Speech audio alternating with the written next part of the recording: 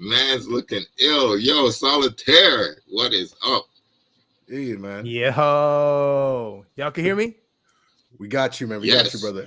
Perfection. What's going on, fellas? Man, doing well, man. Just happy to have you here, man. This guy got the, like looking fresh, looking young, man. Black don't crack, man. All that shit.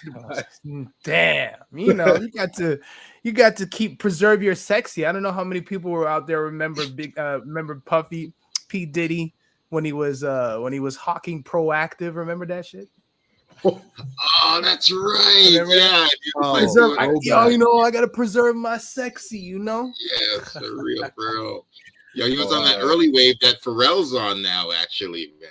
Pharrell's selling face cream. But I mean, at the same time, I gotta give a shout out to Method Man, because Method Man looks he looks like really healthy. He looks like the same dude 20 years ago as he is now, except a little more grown. And it's just good to see him take care of himself.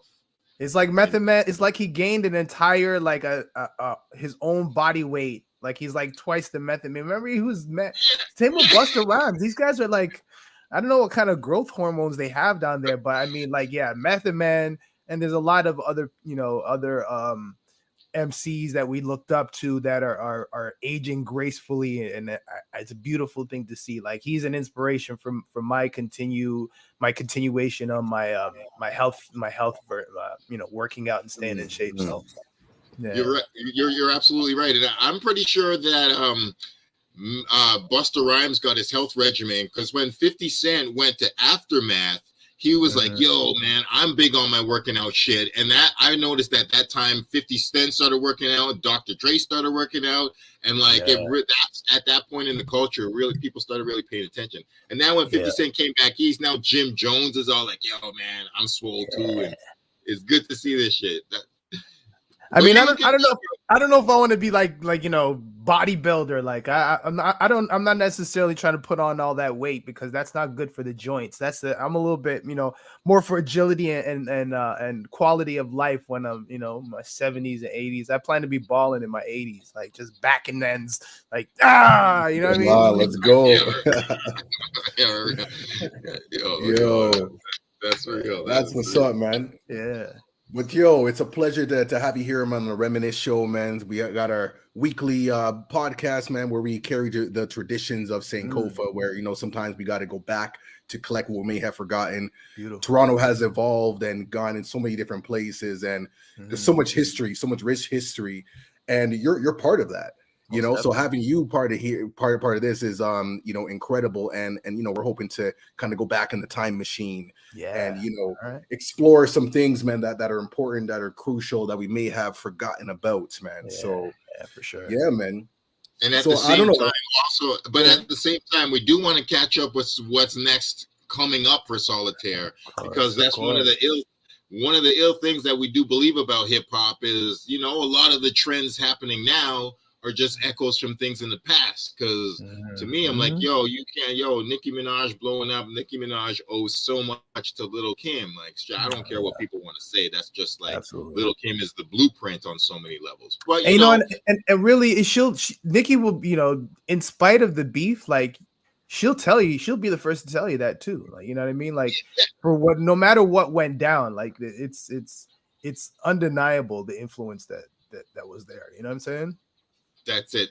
And I mean, we'll go into the influence that Toronto has and that you've had on Toronto in the back, just doing things like producing one of the most phenomenal songs of all time in Canadian hip hop history, Bacardi Slang, and all these other various things that have happened. But like Bacardi, I gotta say, I smoked a lot of weed, and there's been a lot of hip hop memories over my 25 years. There's been a lot of hip hop memories, but I promise you, brother, I will never forget the day that I'm sitting down watching BET and I saw Kardinal on their debut Bacardi Slang on BET, Rap City, Figure in the Basement. I was like, yo, we did it, Cardi, Canada, gunshot, what? And it sounded so good. They're like, yo, this is insane. And you're like, damn right, it's insane. Yo, we've been doing it. So like, there's so much to talk about, but just had to say that. Yeah, man, I appreciate that. Thank you. Well, I mean, we can just kind of start off with Bacardi slang and just kind of, just bounce around. But like, I'm curious to know, like what was it like in the studio, like at that time? I know that beat was originally for you. Then Kardinal heard it and was like, "Yo, I'm snatching that." Yeah, Cardi jacked me, man. He jacked me for my beat, man. But no, it was, the thing is, those times they were more innocent times, especially like in terms of music, because there were our mentors like the Maestros and the HDVs and the Ron Nelsons, like people in the industry, both artists and personalities that were basically like they were out there in the wilderness in the tall grass with a cutlass, just cutting a path with no blueprint, you know what I mean? And so the expectations, I would say, were kind of like we created and set our own expectations because we didn't limit ourselves, and at the same time we didn't know it was possible. We were just making the best music that we could and making sure that we enjoyed what we were doing, and that's really what it was born out of. Like, I was making beats that them times I probably made thousands of beats before I even ever sent one out because I just loved doing it, you know what I'm saying? So that song was just like, it was like I made that beat and I was like, yeah, this is a cool beat, that's cool. I'm kind of like scatting some flows. And then he tells the story so much better because it's obviously the memory is a little bit more vivid for him. But I remember, we were on a trip somewhere and I played, I was playing in my beats. I was like, yo, check this out. I just remember, like, he just straight jacked. He's like, yo, give me that. He's like, yo, give me that. I was like, all right, man, all right, you're my man. So, and then the rest they say was history. We recorded it at a studio called Iguana Studios. Shouts out to Alf. I'll never forget because Cardi used to go in there. He's prolific with his work ethic. He used to go in there every session, like 4 or 5 songs. You know what I'm saying? Like every session. And he went in there. He knocked it out. We're like, yo, this is crazy. And then all the laser sounds, like, when he's like, oh, my Guyanese, Grenadians, Jamaicans, and I was like, all of that was just live in the studio, like just live to tape, just vibing, Yeah. Wow. Man, that's a live. Man, like that's amazing. Do you remember what you originally put on it? Like the lyrics that you had on it? Did you ever? Oh, I didn't have no lyrics. I didn't have any. I was just. Yeah, it was just a concept. I was like, yo, this beat, this is, it has a certain bop to it. You know what I mean? And I was like, I could, my process for writing was a lot more methodical and slow and drawn out. So I have a lot of concepts, but at that time I didn't have anything for Bacardi. Okay. Yeah. Cool. Well, but Bacardi Slang was such an important record, at the time, because again, like it was kind of like giving Toronto like this like anthem and a song that's like dedicated to like our slang and the way how we communicate and then projecting that, like worldwide, man. I'm curious to know, like, what was like the video shoot like? Like what was the energy like, during that process? Yeah, it was any memories that come up from that? It looked hype. It looked fire, Yeah, it was. We shot, if I'm not mistaken, it was Michael P. Douglas that directed that video. If I'm not mistaken, shouts out to him.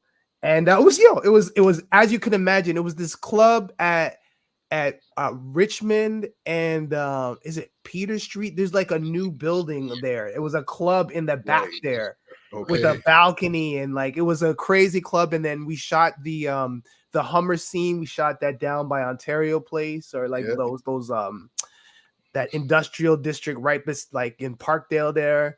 No doubt. Yeah, man, it was just fun, man. It was there were girls there, man. It was just like, I remember them times too. Like I'm a pretty, yes, I am a cannabis connoisseur. I don't by any means consider myself a prolific smoker, but I do partake. Yeah. And I remember, when he's like, I can't remember that scene, but I blew smoke. Yeah.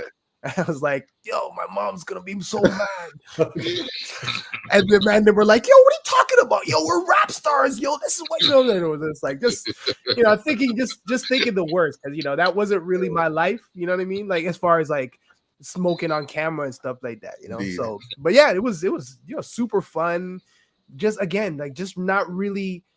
It's funny they say you always appreciate the moments that you're in, and I did appreciate it, but looking back on it, I wish I would have appreciated it even more if we knew what it was going to become, but it felt like it was something. It felt like a moment. Word. But so I mean, that was a huge moment, but it was in this wonderful it was like a middle ground as far as the progress of Canadian hip hop, and like you definitely took things a major step forward with all of everything, the beats, the production, all y'all performing everywhere.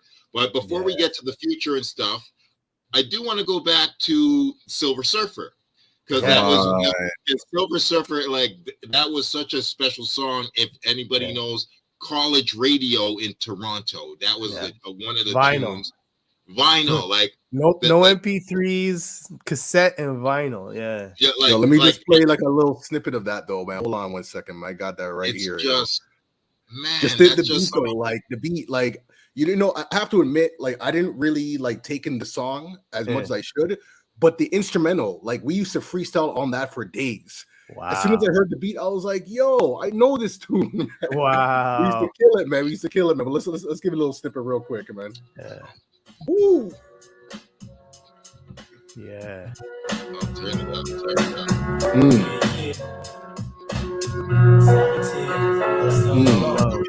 There you go. Yeah. Wow. Yeah, it's great. You can mind of a man driven mad by the rhyme. Soul in his electrical committed with crime. A mouth speaks the words, bringing news to the ears of the blind. Cat the self-mimicking, think about the words that you're speaking. Got my soul saved by the deacons, keeping the cat's demons away. What can I say? The gods must be crazy, letting niggas mind stray. I can't control all the things that I say. What I said yesterday, I'm gonna have to pay for today. Oh, that's crazy, man. So that, I mean, that was so great because it's Choclair, it's early independent hip hop in Canada. It was and it was so important that y'all did that. I mean, before I ask about it, we ask about the business around it a bit. I gotta ask, like, were you into comics? Because that was one of the like first songs I ever read. Nope, I was not. Nope. I was not. Nope. Absolutely. Everybody who loves that song and is a comic book head asked me that, and I'm like, really? Absolutely not. I did not know anything about the Silver Surfer. Marvel is the one that wrote and delivered that hook, and he was just like, that was how he described my style. It's like, ooh, glad like the Silver Surfer. I was like, yo, that's crazy. That shit sounds dope. But I did not know anything about the Silver Surfer at all. I've never been a comic book head. Okay, that's good to know. That is a shout out to Marvel, though, man. Like that is really good to know.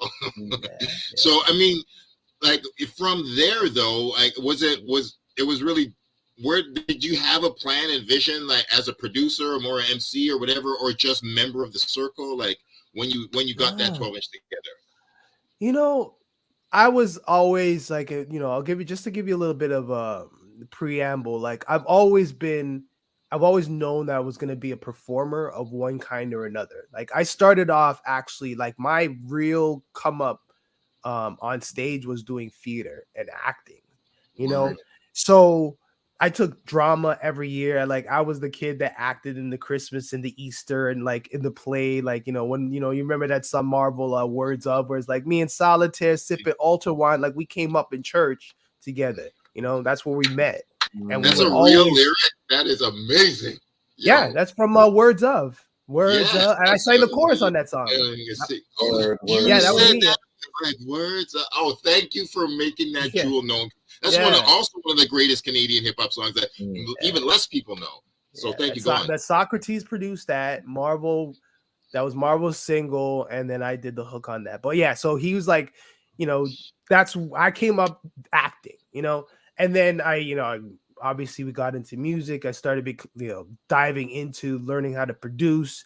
So I would say around that time, it was just kind of like I was just the artist that was just enjoying putting art, like releasing music, and just kind of learning what my voice is, what I wanted to say, learning how to make beats and everything that was involved in that. So I can say that I didn't really, you don't really have regrets, but you have lessons that if you look back on and you learn. But I never really had a plan. My plan was, when you have an all-star team, when you're part of an all-star team, it's like you kind of just go with the flow and play your position. And my position was, it was supporting Choclair and Socks, you know what I mean? They were working on their projects, and then we were just kind of all bouncing around. and just being in each other's sessions and, you know, just collaborating and making beats and, you know, check this out. So I was just more part of, like, you know, enjoying being part of that energy. And in that, when you're working, that's the thing about when you that's what they say, when you love what you do, you're never really working, because it didn't feel like work, but we were all sharpening our, you know, our skill set. We were all just practicing, getting in our 10,000 hours just by the love of the culture and the music, you know. So it wasn't really a plan, I can honestly say, but at the same time, I wasn't carrying the squad on my shoulders as far as being a leader. That was like Socrates and Choclair at the time, who like, he got, you know, when he got signed to Virgin, and then obviously Cardi, you know what I mean? So it was kind of like, I enjoyed being able to play my assist role. And that's why I was so strong at it, because, and then really that kind of, you start to learn how to lead. Like, you have to be, to learn how to lead, you have to learn how to be a team player, be a part of a team before you step into those shoes. So I was really kind of developing and honing my leadership skills during that time as well. Fantastic. That is wonderful. And thank you for doing what you did, because like, there's all the things that fall apart, I think, in hip hop is when people forget the brotherhood and the comrade. And like nowadays, we don't have the crews that we used to have. When it used to be Death Row, Bad Boy, Native Tongues, like East to West, Dungeon Family, like those are the eras of posses and crews. And now it's so very singular. Just like you know, people have people with them, but it's not the same. It's like the Rockefeller dynasty was one of the last crews in that sense. But like, definitely, I wanted to ask, maybe this is the right time to go into it, but like, how is the circle? Because I still, when I see Cardi or anybody, I still say circle, zoo, and clack, reload. I come from clack, reload days. You never know. Those things can, listen, I never rule anything out. The universe always has a plan and a strategy, but everybody is doing the best they can with where they're at. You know, we don't all keep in touch the way that we had the time to when we were younger. Like, you know, men's have families now and, you know, different obligations. But, you know, obviously S.H.A.G is my man. I just supported. He had a clothing drive last week that I just passed through and did a couple of songs that. So, you know, we definitely stay in touch. Me and Rodala definitely stay in touch. He's my brother. He's got a new clothing line. He's always still working on music. Shouts out to him. Obviously, you know, me and Cardi, we still do our thing. That's my brother. That will never change. But, you know, I haven't seen Socks in a while, you know, to keep it a buck. But, yeah, you know, it's when we do see each other, it's no love lost. It's just because, you know, people grow apart sometimes. You know, we're all not 18 anymore. I totally feel you on that. Yeah, I know. I know. I look like I'm in my 30s. You know, but you know. Thank you for sharing that. That's peace. Absolutely, man. But I want to go back to, like, you know, another record that you're known for, man, which is you know, Easy to Slip. Yes, you know, sir. and I just want to read like the hook real quick, because you said something earlier, and this was my actual prediction, and you actually confirmed it, and I'll get to that in a second. But the hook goes, "We sing a song of mercy for youngins caught in the struggle, because the devil's always trying to draw the kids into trouble. I move like the sun over the ocean to see things clearer. Feels like the only one checking for you is the man in the mirror." Now, when I took this in, I mean, first of all, it's like super poetic, and just like, when I think about like some of the stuff that you're doing right now with, like, you know, the youth and working in prisons, which we'll get into in a bit later, you know, I saw this as like a foundation. Like, this is something that has always been in you. And I've noticed that there's a trend, at least for me, because I grew up in the church as well. And I've noticed that those who have grown up, you know, and then gone into music, there's always this narrative of being aware of, like, you know, the forces of like good and evil and incorporating that in the music. So when I heard that, I was like, I wonder if this man like grew up in the church, man. I feel like there's something there, you know what I mean? So I don't know if you want to speak to like the lyrics from that capacity, man. Yeah. You know, listen, I would call myself agnostic to spiritual, not religious, but I definitely grew up in the Catholic Church. I was baptized. I was, you know, I got my first communion. I was confirmed. I make a joke with people sometimes. I'm like, yo, I'm written in. I'm in the books. I'm official. I'm officially a Catholic when it comes right down to it. Right. But you know, obviously, when you grow and you travel, and you meet people from different walks of life. Some people are Muslim, some people are Buddhist, some people are, you know, this, that, and the third, and you start to kind of absorb the best, because you're meeting people that you relate to on a personal level, on a moral level, and then you start learning about what influences their outlook in life, and you start to absorb the best of all of these different religions, instead of, like, you know, anything that you can point out negative about, you know, Christians or Muslims, for whatever, what that, you know, for that matter. But yeah, I grew up definitely understand, like, seeing my cousins, going to, like, you know, Jane and Woolner to visit my cousins, going to like Malvern to visit family. And I didn't grow up in a hood. I grew up by proximity through my family and my friends, like going to visit Marble down in the POs there. You know what I mean? Like, that was my experiences. But at the time, because I was just going to visit family and friends, I'm not really digesting what these neighborhoods are actually going through and what it's like living there, except for when I'm hearing stuff that's happening with my cousins and stuff like that, you know, and I'm seeing the cycle, like even back then, you know, 2000 we're talking about. And that's just when the song came out. I'm seeing that growing up, you know what I mean? And it was just, people either use their experiences in the street to go all the way left or go all the way right. You know what I mean? I remember I did a documentary. I did the music for this documentary about this guy who grew up in Region and got shot, and then he ended up becoming a minister, you know, after living this crazy life, because he was supposed to basically die. Like, he got shot sitting in his car. And he was just talking about how that transformed him. But then there's other people who have the same experience, and then they just go all the way worse. Like, yo, I don't care about anybody or anything. And it's like, how do we influence people who are in that circumstance to choose a different path that's not self-destructive and destructive to the community? Is by leading through example. We need more examples of people who are able to make that choice and become successful. You know, and I thought that I had an opportunity to do that through my music. And that was the song that I tried to kind of put that message out there, because not a lot of people saying, yeah, my cousin packed a gun and he put a gun in my hand, and the next thing you know, we were in the streets together. It's like, nah, man, my cousin got murdered. And I'm like, yo, I don't want that. I don't want to see that. I don't want to experience that. I don't want to experience anybody. I don't want anybody in my family or friends to experience that kind of loss. You know what I mean? How do we shift the paradigm? How do we change the dynamic? And 20 odd years later, we're still asking the same questions. So that's wild.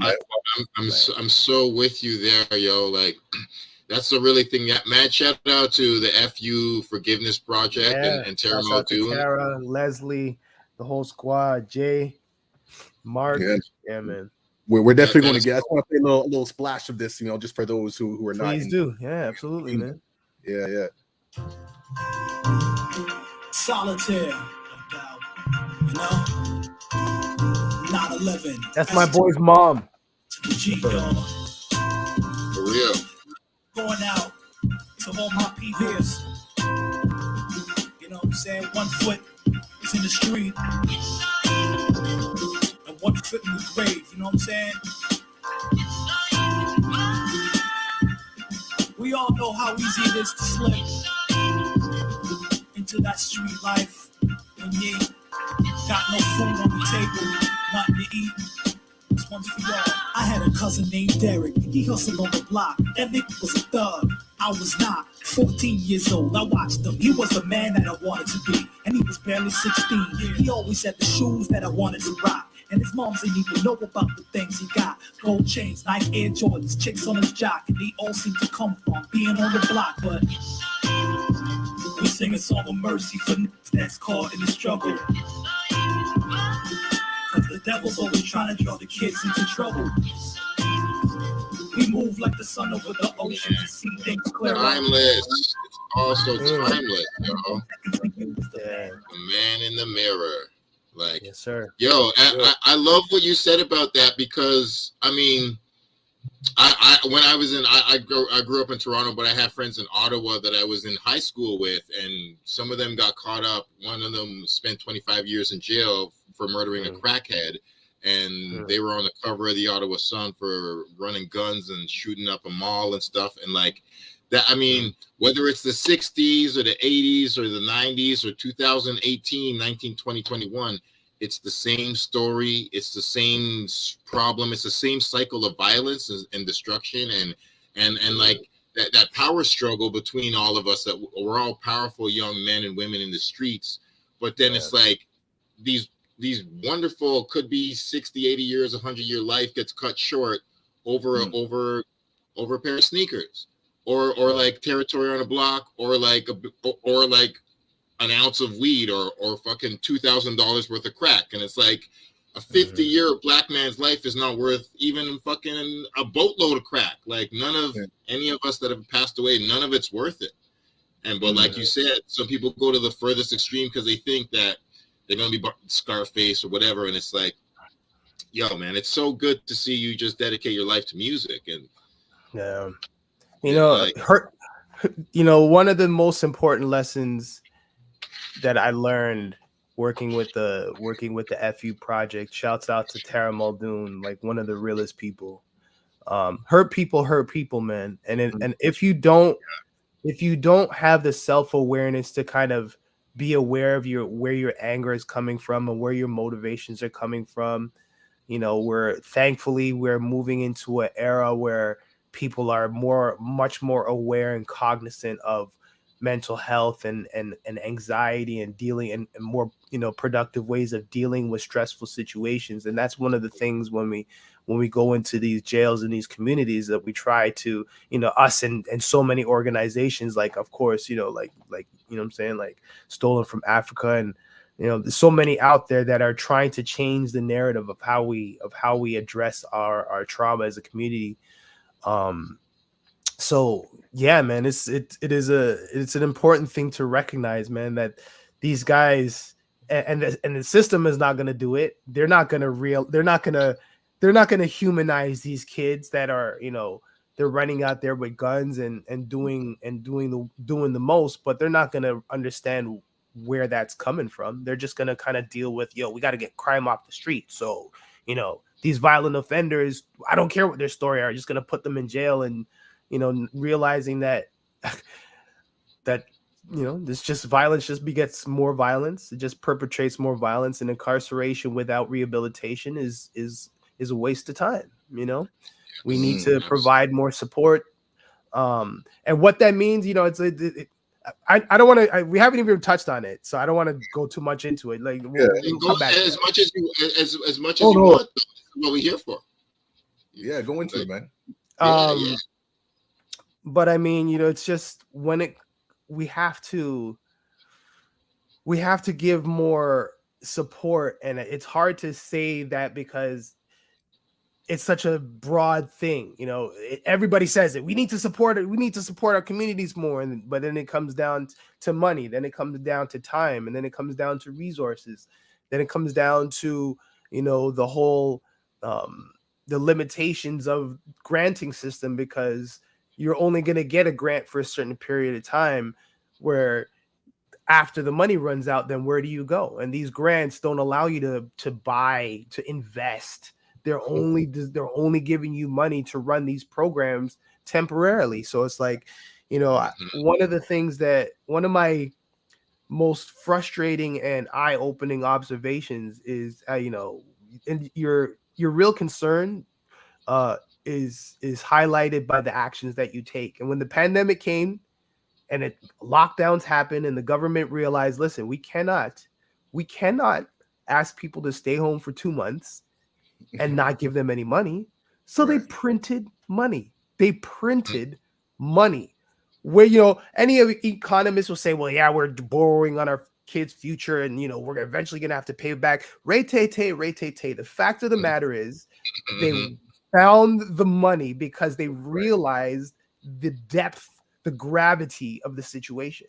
And until there is a unanimous, or at least a majority understanding of what it's going to take to really provide the necessary resources and support and rehabilitation for these programs, we're going to continue spinning our wheels. And the government's going to say, well, we don't want to, like in hem and haw. So it's such a it's such a frustrating thing when you kind of everybody kind of has an idea of what it requires. And the other thing is it's just going to take time. It's just a matter of time. It's a generational change that has to occur. It's that change of the mind, body, and spirit, you know, and that shit takes time, right? So you absolutely nailed it. And I want to parallel it to Black Lives Matter. I'm like, yo, we were saying we shall overcome in the 1960s and saying cops stop killing us. We've had 3 or 4 or 5 generations of us saying stop killing us and shooting us. There's no changes. If you're not going to try and help break the cycle, and we're trying everything, what are we living in? We're living in Babylon. So like, I'm with you. It is going to take time, and it takes such bigger ideas and things like forgiveness and self-respect and understanding. And the last thing I'm gonna say is, like, you made me realize with all the resources and stuff, it takes a village to raise a child, but it also takes a village to abandon a child. So they forget all of these people. Like, yo, the whole system has forgotten us. So it's like, yo, don't blame us. This has been a cycle that y'all started by distributing resources way more to y'all than us. So the last thing is, like, I love, like, these, like, gated white communities on these affluent places. Like, they have all the resources they want. They don't even have cops there. Like, yo, we're all good. We have jobs. We have everything. We're stable. So maybe if you provided that stability and job resources and stuff, people wouldn't be doing crime because they would have other places to get income. And some of the cycles would, man. But yo, just to build on, you know, the forgiveness project, because y'all are doing some like incredible like work that's like super important. And you know, I can only imagine like the weight, like the emotions that come with that. But before I get you to explain what the forgiveness project is and what you guys do, I'm curious to know, like, you know, going back to, like, you know, like it was so easy to slip days. Like, did you like kind of like, you know, see yourself doing the work that you're doing now back then? Like because it seems like there was, you know, obviously like an interest. There is some parallels, you know. I'm curious to know if you saw that or just kind of, you know, came about. The crazy thing is I've been doing community, like supporting community organizations by donating whatever I can in terms of time, and, you know, running a music workshop or having a mentorship discussion with a group of kids, whether it's in Rexdale or with Tropicana and Scarborough or Concrete Roses, or, you know, I've gone, you know, Theology 3, like he had me over at a session in Parkdale like years ago. So I have been doing it for many years, just as a you know, as an artist and somebody who believes in doing whatever I can to give back and speaking to kids. So it wasn't formalized for me. I wasn't part of an organization. I was just kind of going where I was asked to go. So I was doing it. I was doing that them times. It wasn't called, like, you know, this is obviously way before I met Tara or anybody. It was just through the people that I knew who were doing work in the community. You know, Cardi's mom she's been doing, like, you know, working at Alexander Park and in the educational system, like innovating programs for many years. Like, people don't even understand the pedigree that Cardi comes from in terms of like the stuff that his mom and that has done for school. So it's like, you know, people like one of my best friends he's been working in communities for, it's, you know, at least 30 years, you know. So it's like it was always in me. And it just when the opportunity with Tara came along, it was just kind of, we met through another friend of mine. I'd known about her in the industry because, you know, she was a publicist, you know, working for, what was it again? I can't remember the name of the group, but you know, so, and then she started, you know, it's actually the Forgiveness Project. It's actually FU Project's 11-year anniversary this Friday. Crazy. So, wow. You know, so, and I joined the team going, I think I might be going into my 7th year working with the FU Project. And my initial start being part of the FU team was to start the jail program at Toronto South Detention Center. That's how we formalized our relationship in that capacity. Yeah, man. So can you speak to some of those experiences there? Because I actually had the opportunity to do like one workshop, I believe, in the South Detention with the organization called Blackstone, the Blackstone Library Foundation.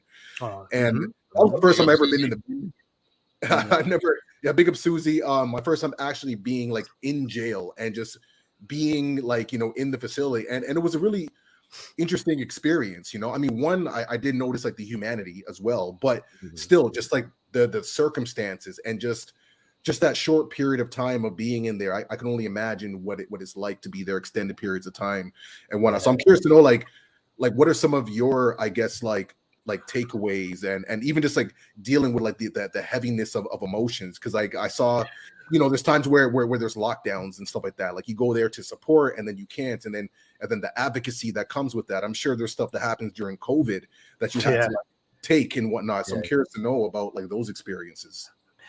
Well, you know, for the first little while, I think it was for me because I was, you know, I'm 46 now, and you know, so I was started with it, whatever it was, 40. I must have been 40. So I think with my life experience up until that point, I feel like it benefited me in being able to separate my emotional attachment, investment from the reality of the situation.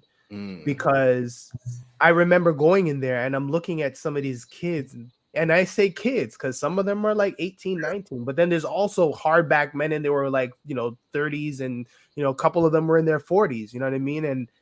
And all I see is like my cousins, my friends. Yeah. You know what I'm saying? And I'm just sitting there and I'm like, man, and some of these kids are talking and they're like, brilliant. Brilliant observations. You know what I'm saying? That things that nobody will ever give them, nobody in society who will look at them and kind of judge them by their actions, that, you know, without understanding any of the backstory of what these guys went through, where they're from, what their family life is like, you know, going in there and just having a conversation about things like, you know, conflict management, anger management, self-awareness, self-identity. You know what I mean? And asking their opinion and asking them to, like, you know, expound that. Don't just say, you know, it is what it is, the streets, you know, because it's like it's easy to get away with that, but it's like, why the streets? Why? Like, ask yourself, why are you making these choices? And, you know, talking about, you know, self-worth, like, you know what I mean? Like, yo, because, you know, mans were the mans that were getting the girls and they had the cars, they were on the block, and that's what I wanted. You know what I'm saying? And it's like, and then you start, you know, there's so many stories. I'll give you one story, and then I'll give you the first session is we walked on the jail, and it was, they had it like, if you're familiar with Toronto South Detention Center, they have what's kind of like supposed to be an open concept. So usually everybody's in cells, and then there's like a whatever, the CO that's in a separate area, but the COs are actually on the range, and the idea is that, you know, you don't cage them up, cage them up all the time, but, you know, that's another discussion. But so we were all on the range, and it's like 30 guys, and it's me, and, you know, in terms of the optics of it, there's this, you know, who's this young white girl and this Sarah guy coming here to talk to us about the forgiveness project, and they hear the name and they're like, nah, I'm not ready to forgive. You know what I mean? And it's like all the kind of like, you know, and as you can imagine, you know, 30 guys in a jail, they're kind of like, what the fuck are you guys here for? You know, like, what is your intention? They just kind of just sizing us up. And then, you know, Tara goes on to tell her story and her why and what brings her there. And then that immediately brings them in. They're like, okay, you're not just some like university graduate. You graduated with a degree in psychology or sociology, and you're just going to come here and say, you know, pull your bootstraps up and, you know, you guys can do it. You know, you guys are special.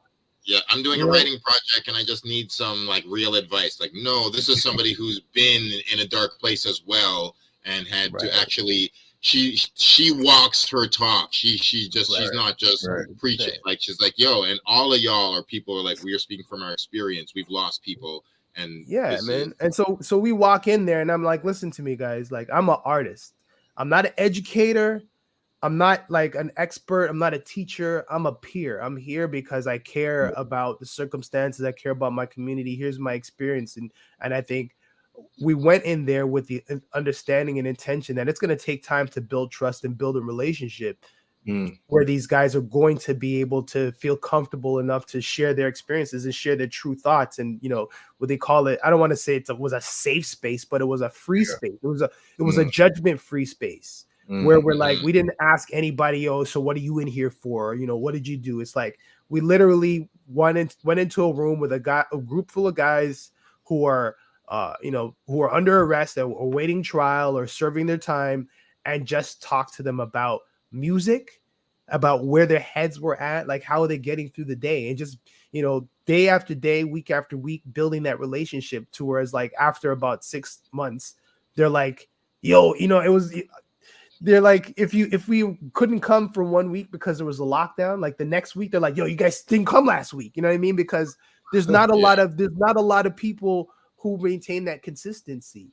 Right. And that's really what it was. So it was, and I feel like at the end of every session, I would say, you know, I'm not here to talk at you guys. I'm here to learn. I'm here to share, because I think that there's as much brilliant insight from your lives and your lived experiences that we can all benefit from. And that's kind of the mentality that we go into all these sessions from. And the you know, the feedback is what speaks for itself. I'm a person that doesn't like to, you know, I'm a terrible self-promoter. I'm a terrible, like, you know, let's look at what we did and this, that, and the third. I like the feedback to come from the people who were touched by the work that we did.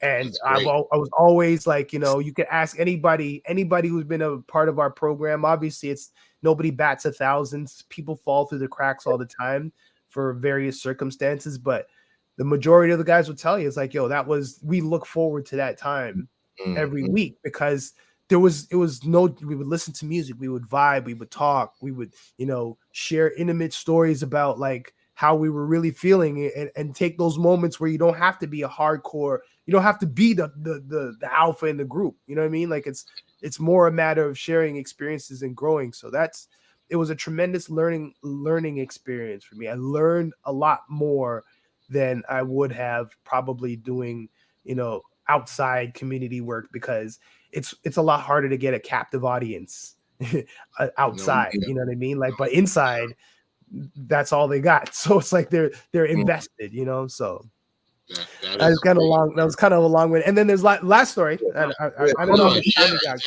No, we got time. It's good. Let's go.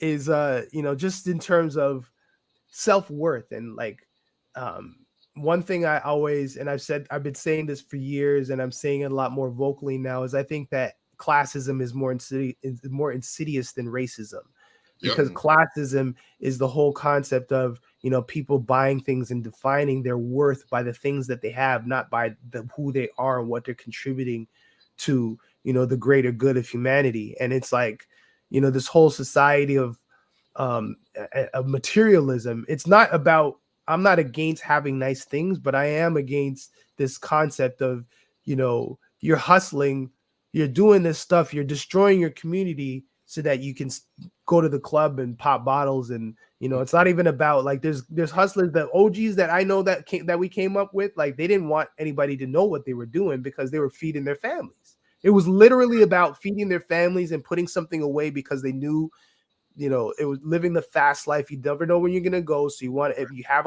a kid, you want to make sure you provide for them, rather than using these things to create this persona of how you want people to view you. You know what I mean? And it's like, my dad would always tell me, you know, I'm the best dressed guy in the room, not because I spent $500 on or $5 or $500 on my clothes. It's because I'm in it. Right. I provide the value to whatever I put on is worth $1 million because it's on me. You know what I mean? And flipping the idea of self-worth, because once you're truly content in your purpose, and you found your purpose and your motivation, you're not gonna be influenced by trying to attain the material things to be liked by people that you don't really care about. You know what I mean? So it's like, and there's this one kid who was in one of the earlier groups, and he says, you know, I was hustling back in the day, and, you know, I was good at music, but I was thinking about going into it. And I used to see all these Toronto rappers on Rap City. And then one day I'm driving in my truck And one of the rappers that was on TV, he was on the bus. And I'm like, yo, man, fuck that rap shit. These guys aren't real. I was like, but was he dope? Was the song dope? Was he talented? Yeah. Who cares if he was on the bus? Like, why you're not looking at the talent, you're looking at the persona, and you know, and there's a lot of, I feel like a identity crisis that is tied up in the circumstances when you're poor and marginalized, and all you have is, you know, being able to shine a little bit so people can see you. It's just, you're just trying to find a voice, trying to find a way to be heard. And how do we shift that so you're channeling that in a positive way, rather than defining yourself by material things, but defining yourself by achieving your purpose, or finding your purpose and exploiting that, you know? So it's a multi-layered thing. That's why I say it's a generational shift. But I do think that outside of the issues that we have in the streets and gangs and these guys, they're the younger generation. I don't want to feel like, you know, I don't want to, definitely not one of these old heads that are like, yo, fuck these kids. These kids don't know what the fuck is going on. It's like, no, they are absolutely, you know, taking it to the next level, especially when it comes to self-awareness and mental health and taking care of their you know, their mental health and being more self-aware. So yeah, man. Yeah. Yo, that is so real, man. And thank you for sharing that, man. Thank you. It's a lot to unpack. I know. I can babble on for a long time. We'll never call it babbling. We're gonna value that. That's gold, people. That's just free jewelry. This is you know, the spreading of gold chips for people if they want to collect it and put it in their mind wallet, you know, and then just like over time it will gain interest and like, 15 years down the road, you'll be like, yo, I'm alive, I'm healthy, yo, I walked the good path, yo, Solitaire was right, yo, it's good to not invest. And I just quickly wanted to, what you said is like, we are putting the value of each other in the community underneath cars, clothes, diamonds, shoes, whatever, and it's like, I'll kill that dude over whatever because it's more important to me. And it's like, no, it never is. It never has been. All of us, even if it's that dude in the street who's just the grimy dude who's like the rat, whatever, like, yo, he has life value too. Like, it, like the strongest man in the room also has a grandmother and also should be able to cry when that grandmother dies. Like, nobody should be beyond the humanity of just being, not having to like defend their power at all times. That's not even real. That's not. That's further than I wanted to take it. But you said everything, because you're seeing the people, you're seeing the audience. Like you said, it's a different audience than a hip hop audience. And and I want to get into the hip hop audience and your touring and stuff. But before we get away, I have a challenging question. If you can't say much, I understand. But I wanted to ask a bit about like Mayhem Moriarty and like seeing him as part of Silverhouse and the Girl and whatever and the crew, which is great. But like, I was wondering if there was ever any point in time where you thought like, if a different choice was made, or like maybe if he went on like a world tour with Akon from the Locked Up remix, maybe he would have been away and he wouldn't have been caught up in the situation. Like, do you think there was maybe a chance for that to go a different way? Yeah, that's what I was hoping. You know, I take full responsibility. I was the one that suggested possibly, you know, bringing him in as a part of the Black Jays, and that was because how we initially met was he was still inside, and he was a friend. He like a good friend of mine is the one who was like, yo, he's this guy's MC. Like, he played me a freestyle that he recorded over the phone from jail. And I was like, yo, I think it was, he wrote a verse. He wanted to be on a remix for Easy to Slip. And he wrote this verse and he played it for me over the phone. I was like, and then so when he finally came out, I remember the first time I met him, there was a show happening at I think it was called Eglinton Theater at the time. All of this whole city, like all these venues are like, they're gone now. But this was up at Eglinton and Young, and that's how I remember it so vividly. And he was, you know, I went to check him out. Just me, Dolo, Solitaire. That's why they call me Solitaire. And I was just like, yo, I just went to see him perform, and just because my thing is when I work with an artist, if I'm going to like you know, be a producer, I need to get to know like who you are as a person and like who the person is behind the music. Right. So we spent a lot of time. Like I would go pick him up in Jungle. I would go pick him up. Like I remember I like, you know, I don't want to go into too much of it, but you know, I would bring him to the studio and you know, that's how we recorded it was, I can't remember. I'm terrible with remembering like certain details of certain stories. Some are super vivid, some are vague, but I believe it was Mr. Morgan. Shouts out to Mr. Morgan, super OG. This was when Cardi hadn't officially been signed to Akon yet, but that relationship was just beginning. And this was around the time of Locked Up, and they were doing an international remix. And so he's like, yo, this would be the perfect opportunity to get, you know, it's a perfect record for somebody like Mayhem. And so I have the vinyl somewhere like of that single. Like there was an international remix and they had like different, like I can't remember 4 or 5 different countries represent. And that's kind of like where I saw kind of, he was what I wanted to be, that changing of the narrative that I keep talking about, changing who our heroes are and showing that here is somebody who was on this path and through music was able to, and self-awareness and reflection and growth, and you know, was able to change. And he was that, like, he in a lot of ways, and I'm not gonna, you know, it's gonna sound ridiculous to say, and I'm not at all comparing him to Tupac, but I'm saying in a sense he was that brilliant of a mind. Like he had that potential. Like he was well read. Like he on a one-of-ways, and that's the thing. Like there's a public persona, and then when we're in the studio, it's just me and him, and he knows he doesn't have to like be tough guy with me. You know what I'm saying? Like he could just be himself. So we would have like conversations and philosophize on life and just like certain things, and we would, you know, we'd be in the middle of Jungle, like just chopping it up. And you know, I don't know who's listening to this or might, you know, because I know it's kind of like a huge, you know, nobody says his name kind of thing, but this is a part of my story, and you know, there's a lot of things I wish unfolded differently from it, and you know, it was a tough situation.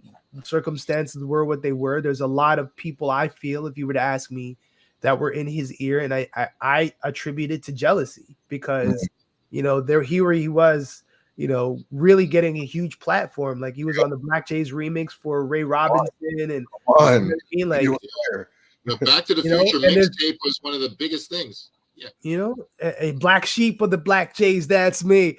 That's, you know, I mean, like I think it was a lot of people who behind the scenes were in his ear, because they were just trying to sabotage. You know how like, you know what I'm saying? Like waste guys sabotage successful people because it makes them feel better about themselves. You know what I mean? And that's the only way I could have seen it, because when that whole situation went down, I was like, listen, man, Cardi's my man. Why do you think, like, you think he is going to disrespect you? Why would he do that to me? Right. Like he has to be accountable to me, and I have to be accountable to you. Like this works in tandem. This is not how we operate. We're grown ass men. Right. And you know, he saw things differently, and it unfolded the way it was. But I mean, the way we are, what are we gonna do? What am I gonna do? Clap back?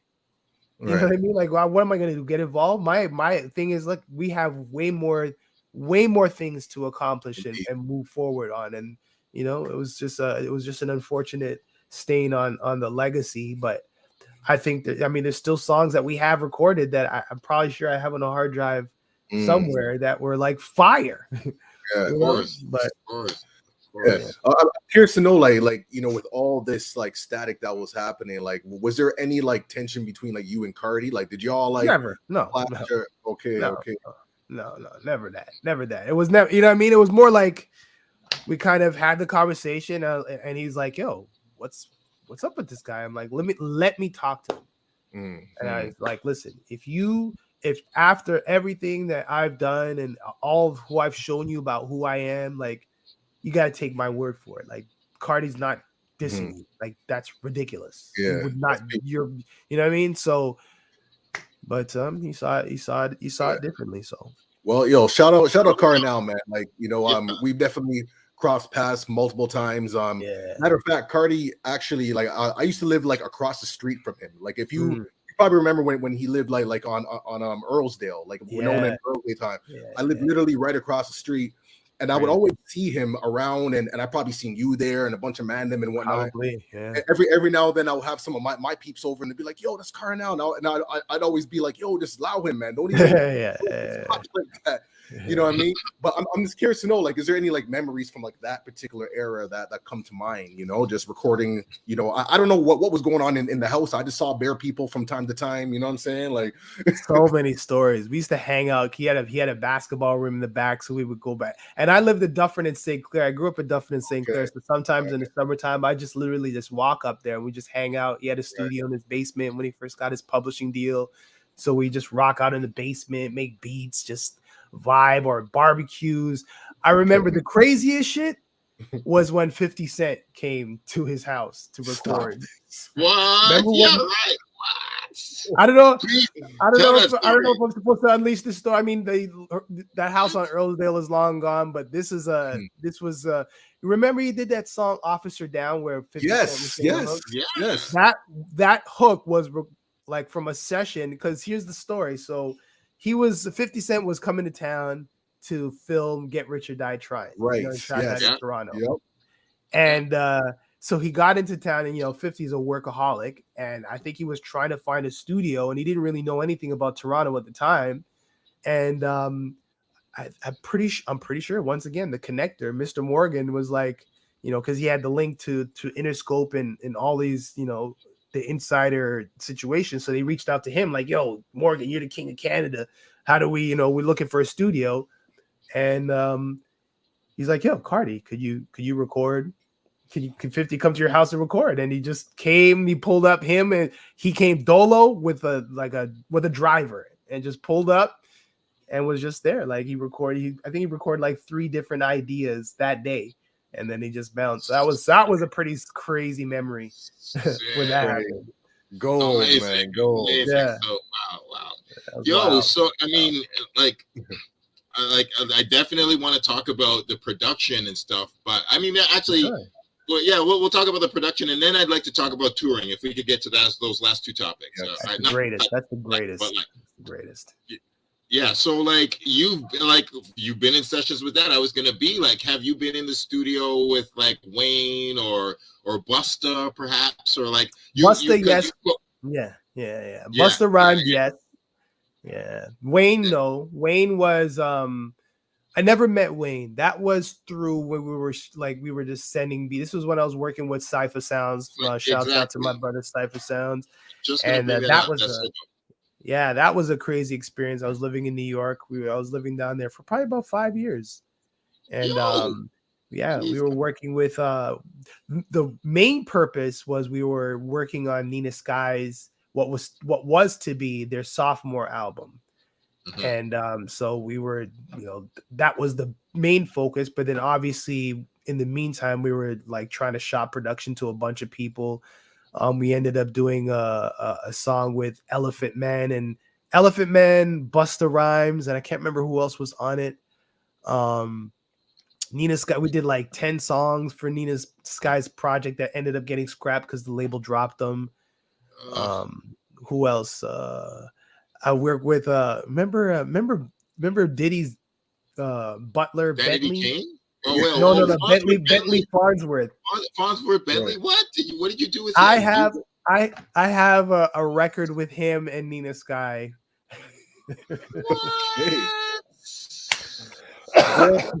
Like, how is it? Interesting? Like a good, like, is it dope? What is it? It was just, he's just like, honestly, he was actually a pretty cool guy. Like I think Nina Sky met him at an event and they brought him by the studio. Like we had the studio set up in the crib. We called it the Beatbox, and he just came through and just like, I think it was just, he didn't really rap or anything. He just did like an introduction kind of thing. But lots of experiences like that, man. We were in the studio with Cool and Dre. We were working on a song. We were working on mixing a couple of records at Circle House Studios in Miami. So we flew down there and met Cool and Dre. They produced the record for for Nina Sky. So yeah, just tons of stuff like that, man. So many, like all kind of scattered memories. Yeah, but thank you for sharing those, because that's amazing. That I definitely wanted to get into that, because you are literally one of the great examples of coming from Toronto, just being a good hip hop person, a good worker, play your position, just like, yo, I do rhymes and beats, I just do my thing. I'm not in this to whatever. And you've gone from Toronto to Miami to New York to, I wanted to ask, like, I saw Cardi once, and he said something that blew my mind. I was on my way to Ghana, and I was like, I saw him in like some public place, and I'm like, yo, I'm going to Ghana right now. He's like, yo, I have been to, I think he said like 100 or 120 countries, but I have never been to Ghana. And that sentence stuck out in my mind when I saw Cardi at that point in time. And I was like, wow, bro, we both like what? So I was just wondering, like, how many countries do you think you've been to, and maybe what are like one or the two weirdest places that hip hop has brought you that you're like, damn, I'm in Russia, like, or something? Never been to Russia. The weirdest place? I wouldn't say anywhere. I don't want to say there was anywhere weird, but I mean, I how many countries? A lot. Yeah. All over Europe. We've done all over America, all over Canada, obviously. India, Malaysia, China, but yeah, like France, Germany, Sweden, Denmark, all over, man. South of France, there's some cool shows. South of France was a cool show. Wow. You know, the thing is, you know what it is? I'm not necessarily here for all the decadence and like the poshness of it, but when you're in a place, when you get there, you're there. So once you're in like, how did they pronounce it? In Nice, they got Nice, and where did they have the that award, that film award? What's it called? Cannes. Yeah, Cannes. When you're there, you're there. Nobody's assuming that, you know, this guy's broke, he ain't got no money, because you're in the south of France. You know what I'm saying? So I'm walking around and everybody just assumes that you have money, so it's like, it's kind of like, in a weird way, you're on an even playing field, so there's no pretenses. So the parties were super crazy, you know. It was just, as you can imagine, lavish. Like, you know, for a rider, we might get like a bottle of Ciroc and like a bottle of whiskey, but after those shows, they're like, champagne, bottles of champagne. Like, it's just crazy shit like that, you know? So those were fun shows, you know, performing in, we performed at this huge spot. Where was it again? It was Beirut. I think it was in Beirut or somewhere like that. Beirut. Where we're driving to the venue, and you could see like buildings that were shot up or bombed. You know, real shit. I mean, there was nothing going on when we were there. It was like it was fine or whatever. It was calm time. It was peace times, but the evidence was still there. You know what I mean? And you're just kind of like, wow, it's a different place. You know, so certain things like that were eye-opening. But traveling, touring, I could live out of a suitcase for the rest of my life. I know traveling is not for everybody. Road life is not for everybody.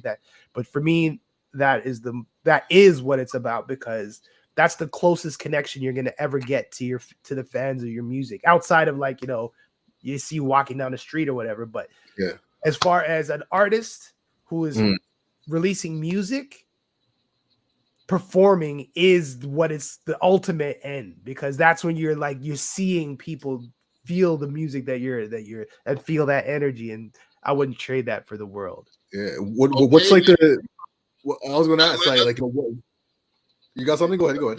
I just wanted to add, for a drop of wisdom, like, for all the Toronto artists that have never been anywhere else, what is the one thing you recommend that they do to get a booking agent, get a hit song, get a produce? What do you think is the best thing to help Toronto artists get out of Toronto and tour Europe, America, etc.?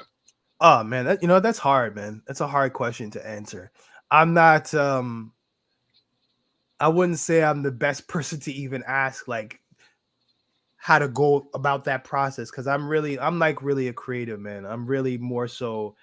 I think, well, what I would say is put together a team. Like if you're serious about giving yourself a shot, you can't do everything. You cannot be an artist and then turn around and put on a business hat and do your own negotiations, because anybody who is serious about booking acts, anybody who is serious about, music publishing or getting placements, they're not going to take you seriously if you're the one that's doing all of this stuff and you're still trying to turn around and be an artist. There's no way you can be a effective artist.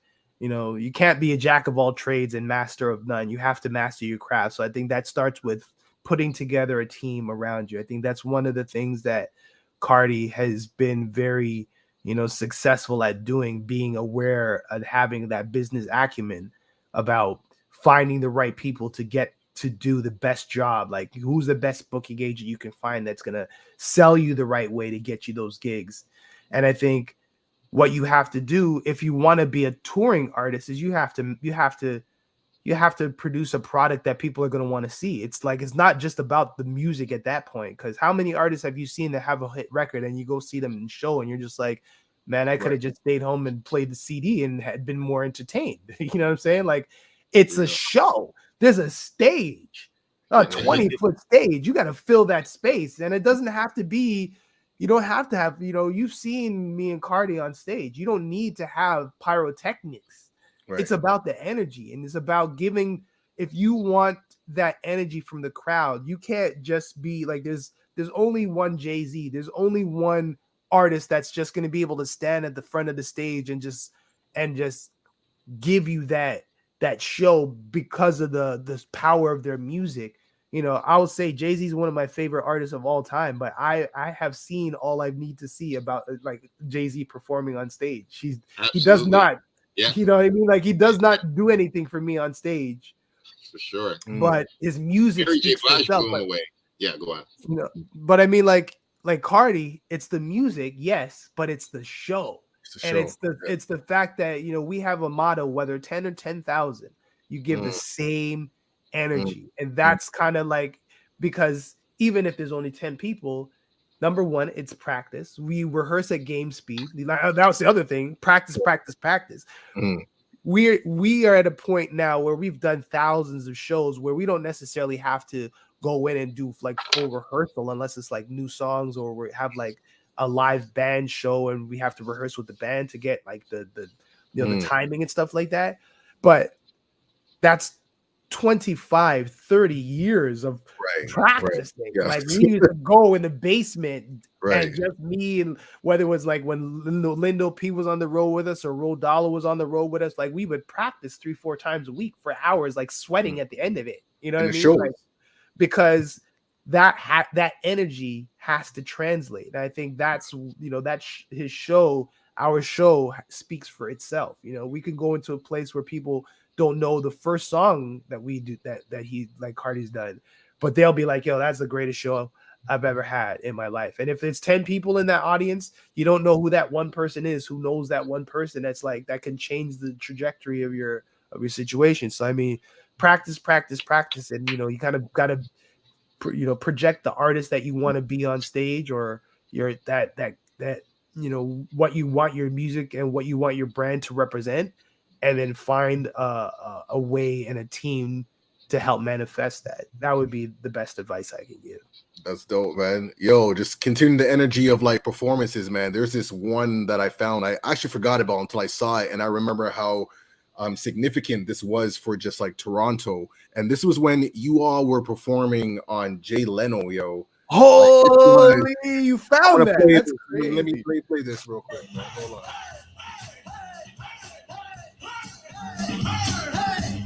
I forgot about that.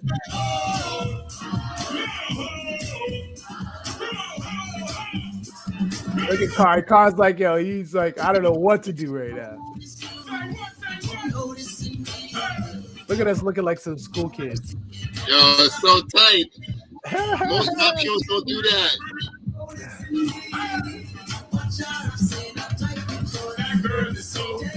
Thank God. That's crazy. See them type before she's so dangerous. That girl is so dangerous. That girl is so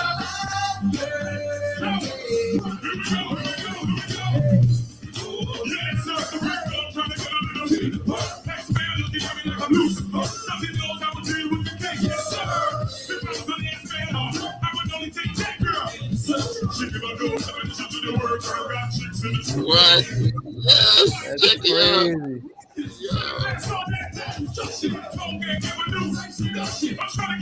crazy. Look at Akon fucking up the choreography. Hey! Yo, that's so fire. Yo, shouts out to Khan, man. Akon is one of the great. He's like one of the most down to earth, wealthy motherfuckers you'll ever meet. Really? He's such a cool, like family oriented dude, man. Real dude. Amazing, man. Like, yo, I remember when this dropped, like, I believe it was just maybe a couple days before my birthday and whatnot. And I was like, I felt like I got signed, man. I felt like we all made did. it. It was like massive. I was like, we have arrived. People know what's going on. And you can just see the energy and the excitement. Like, y'all are like mad happy on stage right there, man. You can feel it, you can see it. So I'm curious to know, like, what was that experience just being in that moment? Like, what was going on at the time, yo? That was like, I'm sure I have like 100 pictures from that day. Just and I mean like pictures, not even like digital pictures, like physical pictures. We didn't really understand. Let me speak for myself. Cardi was probably, he was definitely like 10 steps ahead in terms of where he wanted to be and kind of visualizing that. But I was just like, man, we're on Jay Leno. I remember growing up watching Jay Leno. Here we are, like, that's his parking spot. Yo, that's him right there. And he, you know what I mean? Like, and then the day that we were there, who's that swimmer that smokes weed? The 10 time guy with like Michael Phelps. He was there that night too, and like took a picture with him. And we're just backstage, like at the green room, just like realizing how many like the most legendary stars have been in this space, and just kind of being in the moment and being content and just appreciating the opportunity to travel, perform, the music that we love and get paid. You know what I'm saying? So beautiful memories. I forgot all about that line with Hope said, I forgot more shit than you ever thought of. Like so many things that I forgot about that. Well, we can get into like more of a recent show. I mean, you all had the chance to perform at the Chappelle screening recently. Yeah. And this is like kind of like coming after like lockdowns and whatnot. So like, was that kind of like the first performance like after all this? No. It was the 90s nostalgia show. Gotcha. Oh, right. Yeah. And that was in the summertime. Yeah, and Ludacris. Yeah, we end of September. That was crazy. That was like the first like big like open concert outside. Huge stage, production wise, that was amazing. But the Chappelle show was special because it was, because of the friendship that they share. Like their relationship is cool. And Dave is another one of those guys that's like, he's another like Akon, like he's super down to earth. It's very genuine, you know what I'm saying? So it was a special moment. I definitely appreciated being on that stage. It was a hard transition because you're coming from a documentary, and the documentary was mad dope, very insightful. And then it's a crowd that's kind of sitting down, and it's a comedy show, and then you transition to like a performance, and kind of so it took a while to get them warmed up, but that's what we do. Well, how did that opportunity even come about? Because you said like like showing like a documentary and comedy show, was he just like, no, Kardinal, he's my man, let me just put him on kind of vibe? Like well, every city that they screened the documentary at, they had performers come through at the end and perform. So obviously in Toronto, and they again like they have a great friendship. I think a few years back it was they met through Cipha, because Cipha is good friends with Dave Chappelle. Cipha Sounds actually used to DJ for the Chappelle show back in the day. And that's where their relationship comes from. So, you know, through Cipha's relationship with Chappelle, Chappelle told Soul Cipha that he's a big Kardinal fan. So he introduced them, and then that's how I think it was. What was it? There was a charity event that. Are you talking about that? Because I went to a Kardinal show where he brought Dave Chappelle. Yes. Yeah, that was a while ago. I think it was like a party or something. It was probably it was part of a charity event. I think it was a Christmas party. Yeah. It was a Christmas party, but he also after that, he used one of Cardi's songs as the outro music for his last. I think it was the Sticks and Stones special.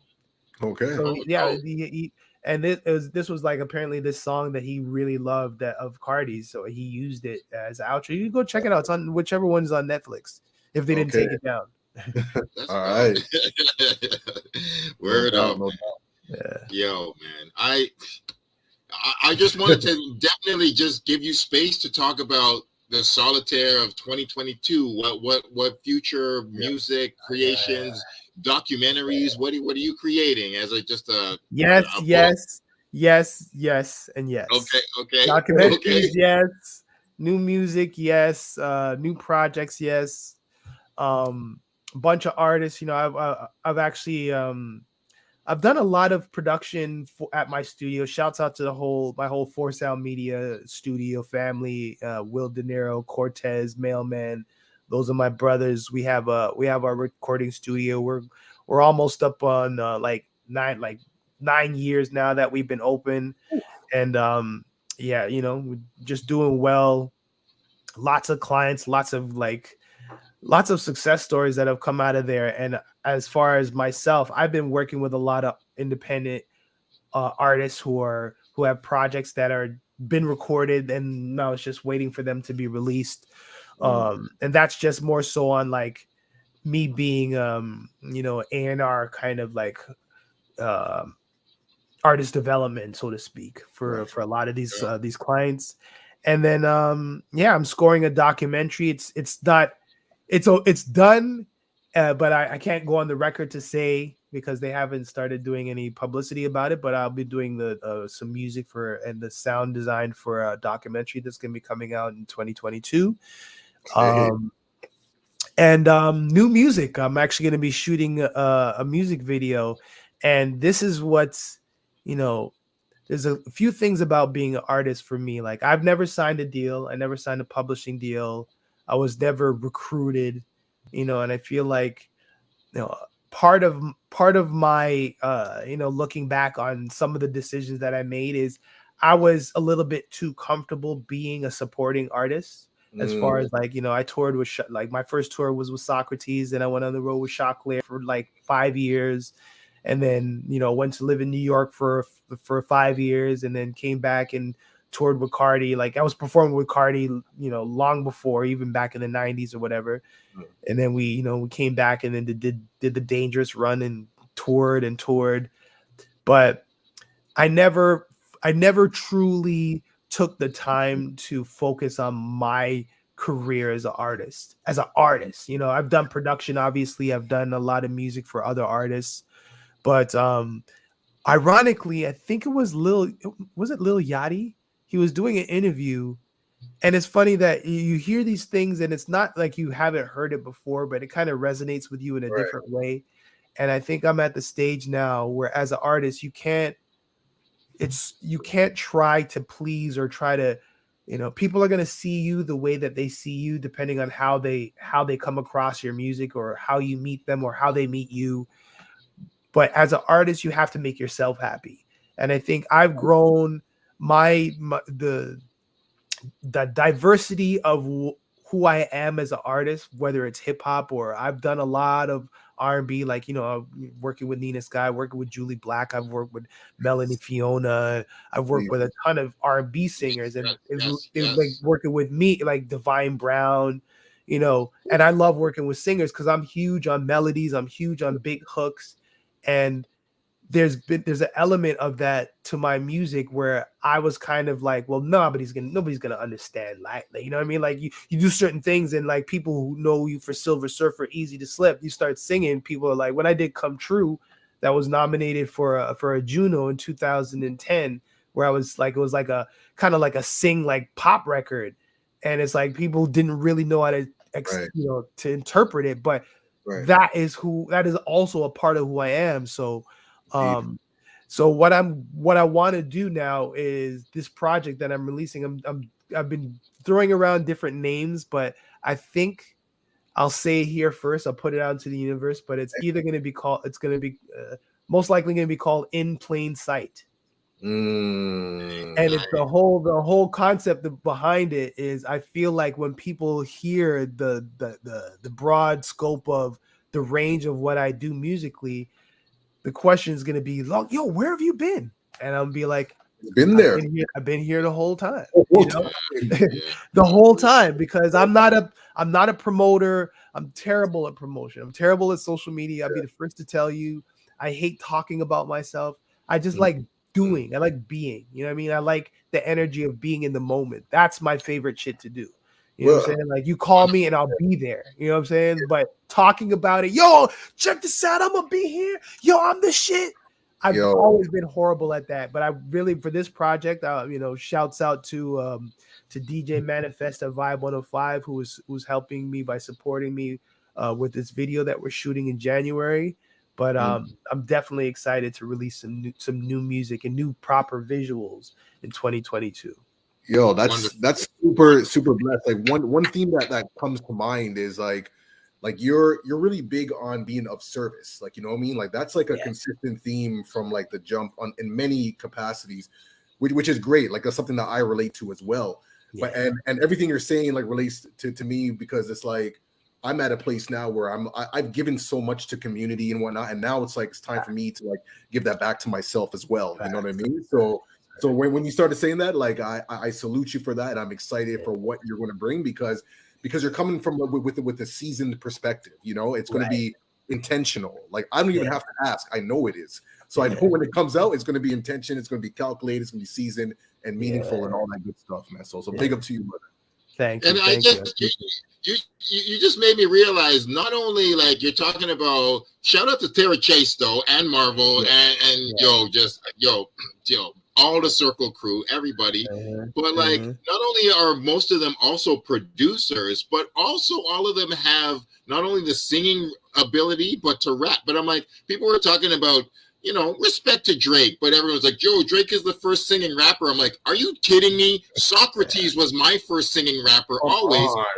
Kardinal always had melody and tune. Kardinal his voice could do 5 different things. You guys, everybody, Tara Chase always could melodic flow or just come hardcore stuff. So like, all the Circle always had vast vocal ability. Always. From day one. From day one. So like, please drop that R&B record and then bust a verse and then be like, I produced this too. My name is Solitaire. Thank you very much. It's actually the video I'm shooting is actually a reggae song. My goal is for it to be the next like what do you call it? Like not millennial. The next wedding song that lives on for ages. You know, one of those like those timeless wedding songs. Okay, let's get married and go for it. Yeah. Unbended knee, yo. That Boyz II Men money is timeless, yo. Real shit.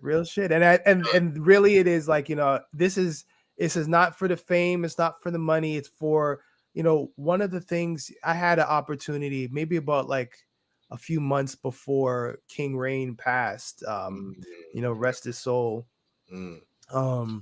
I had the opportunity to sit down with the studio. We were trying to put together, I think it was a mixtape it was something to do with FU, and we were working with a bunch of artists to see if they would donate a song for a mixtape we were putting together. So he came through the studio, and we just ended up just chopping it up. And one of the things that he said to me that really resonated with me, and he's like, yo, it is your obligation. Don't think you're not too old.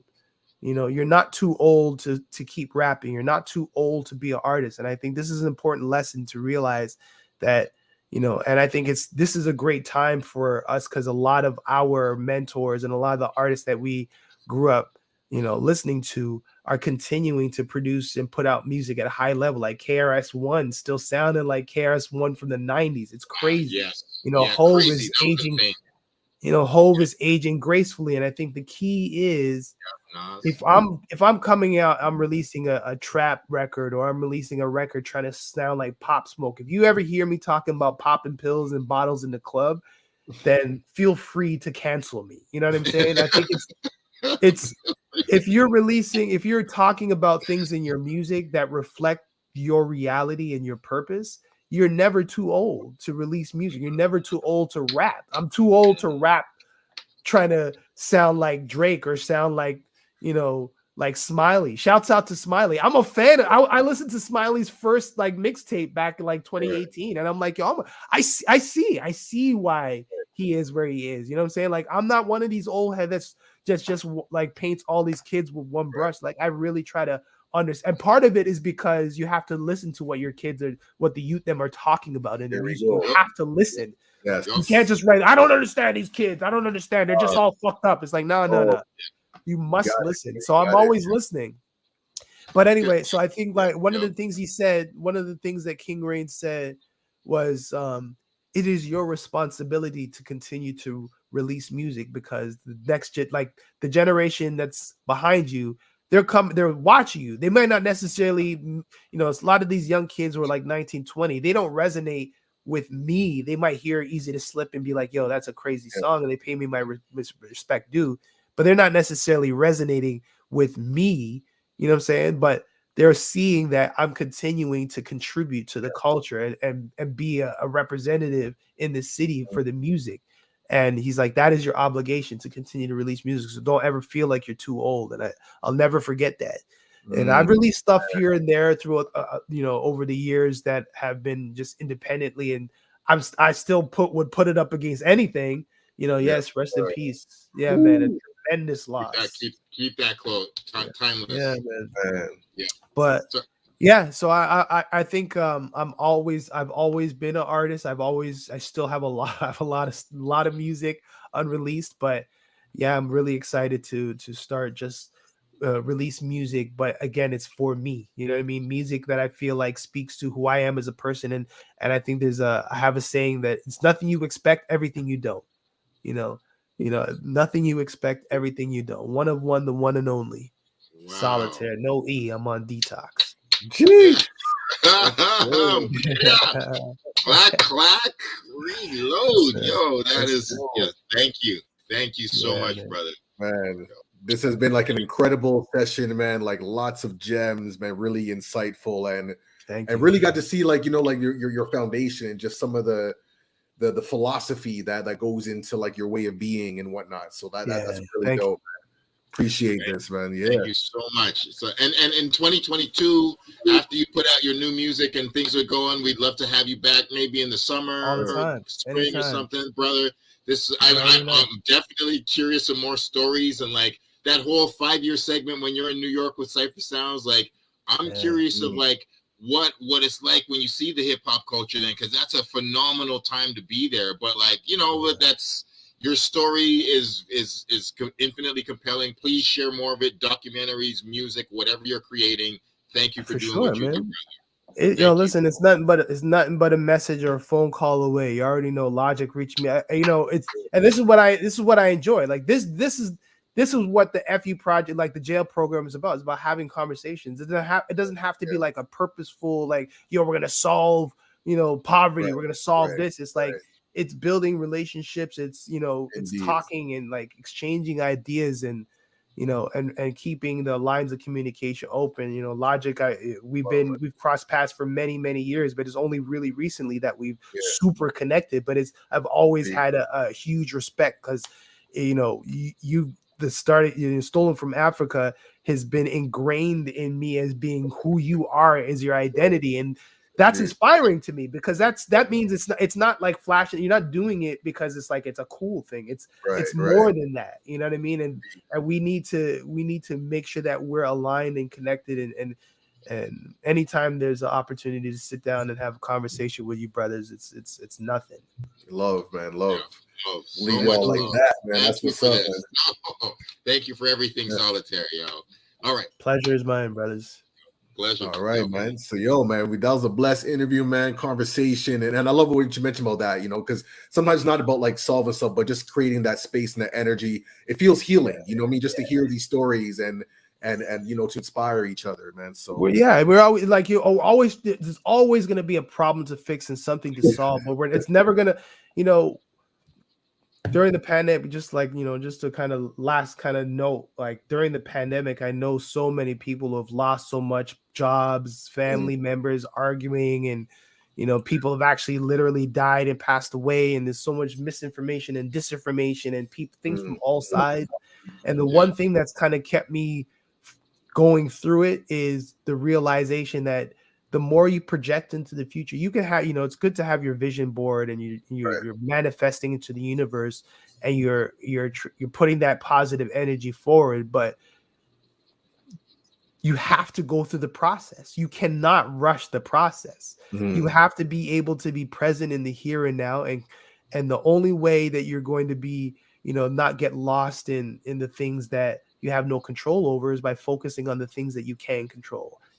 Anytime, like when the pandemic started, I immediately, or anytime I get into a stressful or a depression or like a feeling low in my life, what brings me back is, what can I control? I can go out and go for a run. So I start going for a run, or I start going for a walk, and just kind of claiming back the things that nobody can take from me and focusing on that and just kind of building everything day by day and realizing, bad shit's happening, but nothing is changing. I'm still breathing. My heart's still beating right now. So what can I do? You know what I'm saying? And focusing on the things that you can do rather than dwelling on the things that you can't control, Absolutely, wisdom, man. Thank you. Wisdom. Thank you so much. Solitaire. All right, man. Stay blessed. Stay you. Please keep walking the path you're going, because it's been 25 years and it's still going wonderfully. So I ain't going anywhere, man. I'll be around, man. Y'all be good. So much love, dude. So much love, brother. Much love. Peace. What's up, yo? Peace, brother. Thank you, yo. So much.